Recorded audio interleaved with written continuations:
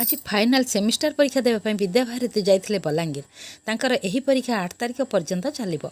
बहु चर्चित मृत एसीएफ सौम्यरंजन स्त्री विद्याभारती आज बलांगीर जाइए परीक्षा देवाई।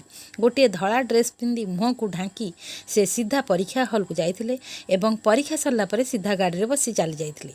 तांकर सबु सांग सही हॉस्टेल रही परीक्षा देउथिले मध्य विद्याभारती बाहर रही परीक्षा देइछंती।